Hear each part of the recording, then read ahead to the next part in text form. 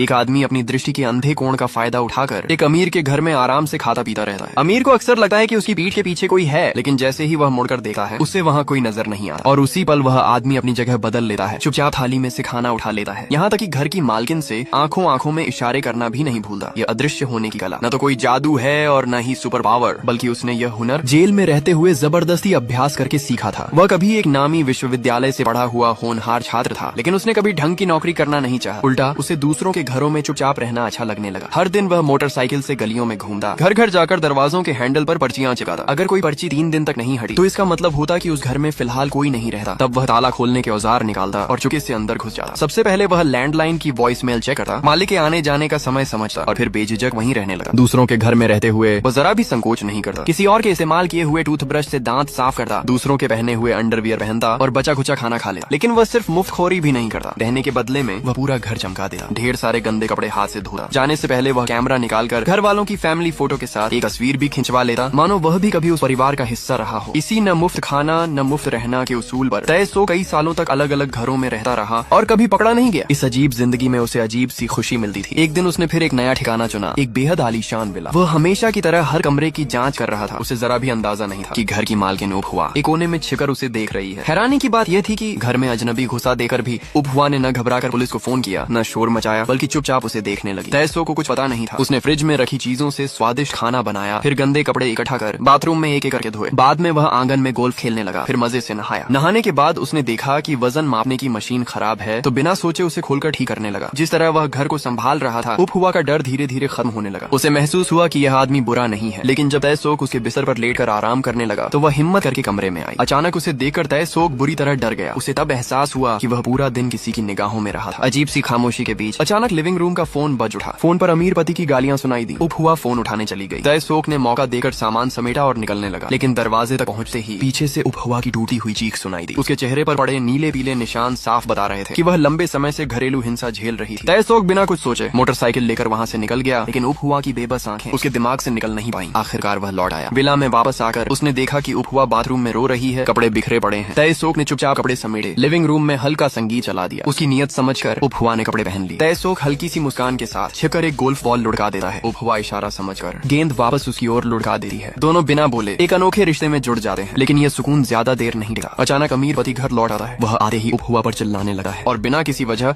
उसे थप्पड़ मार देता है। यह देख खिड़की के बाहर छिपा तैसोक भड़क उठा है। वह आंगन से गोल्फ क्लब उठाता है और जानबूझकर आवाज करता है। अमीर उसे देखकर फोन निकालकर पुलिस बुलाने लगा है, लेकिन कॉल लगने से पहले ही तैसोक गोल्फ क्लब चला देता है। चीखों के बीच अमीर जमीन पर तड़पने लगा है। उपहुआ की विनती पर तैसोक हाथ रोकता है। फिर वह मोटरसाइकिल स्टार्ट करता है। उपहुआ सब समझ जाती है। एक पल पति को देखती है और फिर बिना पीछे देखे तैसोक के साथ मोटरसाइकिल पर बैठ जाती है। रात के अंधेरे में दो अकेली आत्माएं आखिरकार बंधनों से मुक्त हो जाती हैं और अनजान रास्तों की ओर निकल पड़ती हैं। इसके बाद वे शहर के कोनों में भटकने वाले साथी बन जाते हैं। दिन में पर्चियां चिपकाते हैं, रात में खाली घर ढूंढते हैं। काम बटा हुआ है। तैसोक खाना बनाता और चीजें ठीक करता है। उपहुआ कपड़े धोती और घर सहेजती है। बातें कम होती हैं, लेकिन समझ गहरी होती है। हर बार निकलने से पहले उपहुआ तैसोक के पास आकर घर वालों की फैमिली फोटो के साथ एक तस्वीर जरूर खिंचवाती है। लेकिन यह शांत जिंदगी ज्यादा दिन टिकने वाली नहीं थी। उस रात उन्होंने फिर उसी तरीके से एक और घर में घुस बैठी। दीवार पर लगी तस्वीरों से साफ पता चलता था कि घर का मालिक एक ताकतवर बॉक्सर है। फोन की वॉइसमेल से मालूम हुआ कि वह परसों तक वापस नहीं आएगा। ये जानकर दोनों निश्चिंत हो गए और वहीं रहने लगे। तैसोक ने उपहुआ के बाल छोटे कर दिए और उपहुआ ने कैमरे से तैसोक की कुछ तस्वीरें खींच लीं। फिर दोनों सोफे पर बैठकर बॉक्सिंग की वीडियो देखने लगे और घर में रखी विदेशी शराब से 2-3 जाम भी लगा लिए। नशे की हल्की चढ़ान में पता ही नहीं चला और दोनों वहीं सो गए। लेकिन उन्हें जरा भी अंदाजा नहीं था कि बॉक्सर अपनी पत्नी के साथ समय से पहले ही घर लौट आएगा। दरवाजा खोलते ही उसने बिस्तर पर 2 अजनबियों को देखा। गुस्से से भरा बॉक्सर तुरंत दस्ताने पहन लेता है और तैसोक पर मुखों की बारिश कर देता है। जब तक उसकी पत्नी आकर बीच बचाव नहीं करती वह मारता ही रहता है। पत्नी ने समझाया कि घर से कुछ भी चोरी नहीं हुआ है। तब जाकर बॉक्सर रुका। थोड़ी बहुत डांट फटकार के बाद उसने दोनों को जाने दिया। इस घटना के बाद मानो तैसोक की किस्मत ही खराब हो गई। एक दिन वह सड़क किनारे रस्सी से बंधी एक गेंद से खेल रहा था, लेकिन जोर पर काबू न रख सका और गलती से गेंद एक राहगीर के सिर पर जा लगी, जिससे उसका सिर फट गया। किस्मत अच्छी थी कि आसपास कोई कैमरा नहीं था, वरना वह वहीं पकड़ा जाता। लेकिन मुसीबतें यहीं खत्म नहीं हुई। अगले दिन काफी मशक्कत के बाद उन्हें एक खाली घर मिला। जैसे ही दरवाजा खोला अंदर का नजारा देखकर दोनों सन्न रह गए। बेडरूम में एक बुजुर्ग आदमी की लाश पड़ी थी। तैसोक ने तुरंत दरवाजा बंद कर वहाँ से निकलना चाहा, लेकिन उपहुआ के मन में दया आ गई। उन्होंने नंबर ढूंढकर बुजुर्ग के बेटे से संपर्क करने की कोशिश की, लेकिन फोन नहीं लगा। वॉइसमेल से पता चला कि वह अभी 1 महीने बाद लौटेगा। मजबूरन दोनों ने आंगन में गड्ढा खोदा और बुजुर्ग को दफना दिया। फिर पूरा घर अच्छी तरह साफ किया, तभी जाकर निश्चिंत होकर वहाँ रहने लगे। लेकिन अगली ही सुबह जब दोनों खाना खा रहे थे, दरवाजे पर जोर जोर से दस्तक हुई। बुजुर्ग का बेटा अचानक वापस आ गया था। घर में 2 अजनबियों को देखकर और पिता को गायब आकर उसने उन्हें कुछ भी समझाने बताने का मौका नहीं दिया और सीधे पुलिस को फोन कर दिया। जल्द ही दोनों को थाने ले जाया गया। थाना प्रभारी ने तैसो के बैग से कैमरा निकाला और उसमें भरी अनगिनत फैमिली फोटो देखी। उसके लिए ये साफ सबूत था कि वे आदतन घरों में घुसपैठ करते हैं, इसलिए उसे शक हुआ कि बुजुर्ग की हत्या इन्होंने ही की है। पूछताछ के दौरान दोनों चुप्पी साधे रहे। आखिरकार प्रभारी ने सख्त तरीका अपनाया। मारपीट के बाद तैसोक ने दफनाने की जगह बता दी। पुलिस ने शव निकाल लिया। पोस्टमार्टम रिपोर्ट में सामने आया कि बुजुर्ग की मौत फेफड़ों के कैंसर से हुई थी। आगे की जांच में यह भी पता चला कि तैसोक जिन जिन घरों में गया था वहाँ से बस थोड़ा बहुत खाना ही खाया था, कोई कीमती सामान नहीं। फिर भी प्रभारी उसे छोड़ने को तैयार नहीं था, क्योंकि गुमशुदा लोगों की सूची में उपहुआ का नाम दर्ज था और उपहुआ लगातार चुप थी। इसलिए उसे शक हुआ कि तैसोक ने उसका अपहरण किया है। उसने तुरंत शिकायतकर्ता से संपर्क किया। जब उपहुआ का पति थाने पहुंचा तब जाकर पुलिस को पता चला कि उपहुआ अपनी मर्जी से तैसोक के साथ गई थी। आखिरकार तैसोक को सिर्फ अवैध रूप से घर में घुसने का दोषी ठहराया गया और उपहुआ को उसका अमीर पति जबरदस्ती घर ले गया। विला लौटने के बाद उपहुआ हर समय चुप और उदास रहने लगी। पति ने माफी मांगी लेकिन उसने कोई जवाब नहीं दिया। इससे पहले से ही खुन्नस में भरा अमीर और ज्यादा गुस्से में आ गया। तैसोक से बदला लेने के लिए उसने चुपके से थाने के उसी प्रभारी से संपर्क किया। मोटी रिश्वत देकर उसने तैसोक को एक पुल के नीचे बुलवाया। जमीन पर कुछ गोल्फ बॉल रखकर, ठीक वैसे ही जैसे कभी तैसोक ने उसे मारा था। उसने गोल्फ क्लब से तैसोक को बेरहमी से पीटा। इसके बाद प्रभारी ने अधमरे तैसोक को उठाया और उसे हवालात ले जाने लगा। उसकी जान मुश्किल में थी और इसी झड़प के कारण उस पर पुलिस पर हमला करने का आरोप भी जुड़ गया। नतीजा ये हुआ कि उसे सीधे जेल भेज दिया गया। जेल में पहुंचकर तैसोक टूटा नहीं, बल्कि वहीं उसने अदृश्य होने की कला पर काम शुरू किया। उसने पाया कि इंसान की दृष्टि सीमा सिर्फ 180 डिग्री होती है। अगर इस दायरे से सही तरीके से बाहर रहा जाए तो इंसान के सामने होते हुए भी नजर नहीं आता। पहली बार उसने जानबूझकर सेल के कोने में छिपकर प्रयोग किया। जब जेलर खिड़की से झांका तो उसे तैसोक दिखाई नहीं दिया। दरवाजा खोलते ही उसे एहसास हुआ कि उसके साथ चाल चली गई है। गुस्से में उसने तैसोक को जोरदार थप्पड़ मारा, लेकिन तैसोक के चेहरे पर एक संतुष्ट मुस्कान थी, क्योंकि उसका अनुमान सही साबित हो चुका था। अगले दिन जब यूजिंग निरीक्षण के लिए आया तो उसने देखा कि तैसोक फिर से गायब है। यूजिंग को लगा कि वह हमेशा की तरह किसी कोने में छिपा होगा, लेकिन उसने पूरा सेल छान मारा और कहीं भी तैसोक नहीं मिला। जब वह मुड़कर किसी और को बुलाने ही वाला था तभी उसकी नजर दीवार पर पड़ी। तैसोक तो दीवार पर चढ़ा हुआ था। खुद को मूर्ख बनता देख यूजिंग गुस्से से आग बबूला हो गया और तैसोक को फिर से बुरी तरह पीट दिया। लेकिन तैसोक को इसमें भी अजीब सी खुशी मिल रही थी। उसे यकीन हो गया था कि अगर वह अपने कदमों और चाल को पूरी तरह साध ले तो वह सच में बिना किसी को पता चले गायब हो सकता है। कई महीनों की कड़ी मेहनत के बाद आखिर वह दिन आया जब उसके अभ्यास की असली परीक्षा होने वाली थी। उस दिन तैसोक अचानक गायब हो गया। यूजिंग ने देखा कि वह फिर नहीं दिख रहा तो अंदर आकर उसे ढूंढने लगा और तैसोक बिल्कुल खामोशी से उसके पीछे पीछे चलता रहा। पत्थर से बने उस सेल में यूजिंग को वह कहीं नजर नहीं आया। तैसोक को लगा कि वह आखिरकार सफल हो गया है, लेकिन तभी जमीन पर पड़ी उसकी परछाई उसकी मौजूदगी का सबूत बन गई। नतीजा एक बार फिर जबरदस्त पिटाई। मुझे और अभ्यास करना होगा, कैमरों पर ध्यान देना होगा और इंसानों की मानसिकता पर भी। तू एकदम हरामी है। जेलर का यह वाक्य तैसोक के दिमाग में बिजली की तरह कौंध गया। उसने अपनी हथेली पर एक आंख का निशान बना लिया और उसे जेलर की नजर का प्रतीक मान लिया। अब वह सिर्फ चाल ही नहीं बल्कि जेलर की सोच भी समझने की कोशिश करता। वह उसके चलने के अंदाज की नकल करता, उसके अगले कदम का अंदाजा लगाता और कोशिश करता कि उसका शरीर और दिमाग पूरी तरह सामने वाले के साथ तालमेल में रहे। दिन प्रतिदिन के अभ्यास से तैसोक की अदृश्य कला और भी निखरती चली गई। एक दिन जब जेलर निरीक्षण के लिए आया तो तैसोक फिर गायब था। गुस्से में वह सेल का दरवाजा खोलकर अंदर घुसा, लेकिन हर कोना छानने के बाद भी उसे कोई नहीं मिला। तभी अचानक तैसोक ने पीछे से आकर एक जोरदार घूंसा मारा और जेलर जमीन पर गिर पड़ा। उस घटना के बाद कोई भी जेलर उसे परेशान करने की हिम्मत नहीं करता। कुछ महीनों बाद तैसोक की सजा पूरी हुई और उसे रिहा कर दिया गया। जेल से बाहर निकलते ही उसका पहला इरादा था उन लोगों से बदला लेना जिन्होंने कभी उसे नुकसान पहुंचाया था। एक अंडरग्राउंड पार्किंग में वही कप्तान जिसने उसे फंसाया था। जैसे ही गाड़ी पार कर बाहर निकला एक गोल्फ बॉल उसके पैरों के पास लुढ़क आई। वह कुछ समझ पाता उससे पहले ही उसके पेट पर जोरदार वार पड़ा। इसके बाद एक के बाद एक गोल्फ बॉल्स उस पर गिरती रहीं जब तक वह बेहोश हुआ। उसे यह तक पता नहीं चला कि उस पर हमला करने वाला आखिर था कहाँ। कप्तान से हिसाब चुका करने के बाद तैसोक उस बॉक्सर के घर पहुंचा जिसने कभी उसे पीटा था। बॉक्सर को घर में कुछ अजीब सा महसूस हुआ, लेकिन चाहे जितना ढूंढा उसे कोई नहीं मिला। बस दीवार पर लगी तस्वीरों पर 2 सफेद स्टिकर चिपके दिखाई दिए। इतना देकर ही वह डर गया और दोबारा कुछ करने की हिम्मत नहीं की। दोनों दुश्मनों से बदला लेने के बाद तैसोक के दिल में सिर्फ एक ही चाह बची थी, उपहुआ के पास लौटना। रात के सन्नाटे में वह चुपचाप अमीर की विला में घुस गया। अमीर को भी जल्दी ही कुछ गड़बड़ महसूस हुई। वह गोल्फ क्लब लेकर पूरा घर छान मारता रहा, लेकिन उसे कोई नहीं मिला। क्या वही आदमी है? उसी पल उपहुआ ने एक साया तेजी से गुजरते देखा। वह समझ गई कि तैसोक लौट आया है। जब अमीर गहरी नींद में सो गया तो उपहुआ चुपचाप लिविंग रूम में आई। उसे तैसोक दिखाई नहीं दिया, लेकिन वह जानती थी कि वह यहीं कहीं है। जैसे ही वह आईने के सामने पहुंची, आईने में वह जाना पहचाना चेहरा उभर आया। उपहुआ के चेहरे पर लंबे समय बाद एक सच्ची मुस्कान खेल उठी। दोनों बिना शब्दों के नजरों से ही अपनी यादें बांट रहे थे कि तभी अमीर गोल्फ क्लब लेकर सतर्कता से बाहर आया। उसे बस आईने के सामने खड़ी अपनी पत्नी दिखाई दी। उपहुआ ने मुड़कर कहा, मैं तुमसे प्यार करती हूँ। अमीर को लगा कि उसकी पत्नी आखिरकार फिर से उसकी हो गई है। वह खुशी खुशी उसे गले लगा लेता है, लेकिन उसे जरा भी अंदाजा नहीं था कि उसका हाथ चुपचाप पीछे खड़े तैसोक की ओर बढ़ रहा है। उस दिन के बाद से उपहुआ के चेहरे पर हमेशा खुशी रहने लगी। हर दिन मेज पर स्वादिष्ट खाना सजा होता। खाते समय अमीर को अक्सर लगा कि उसके पीछे कोई है, लेकिन हर बार मुड़ने से पहले तैसोक अपनी जगह बदल लेता और मौका मिलते ही उसकी थाली से खाना उठा लेता। साथ ही उपहुआ से नजरों में नजरें डालकर प्यार जता देता। तुम आजकल इतना क्यों मुस्कुराती रहती हो? क्या तुम्हें इतना अच्छा अच्छा लग रहा है। जब अमीर दफ्तर चला जाता तो तयसुख शरारत से उपहुआ के पीछे आ खड़ा होता। उपहुआ समझ जाती, बाहें फैला देती और धीरे धीरे पीछे हटे हुए उसे दीवार तक ले जाती। लेकिन अजीब बात ये थी कि जब दोनों एक साथ राजू पर खड़े होते तो सुई शून्य पर जाकर रुक जाती। यहीं पर फिल्म समाप्त होती है।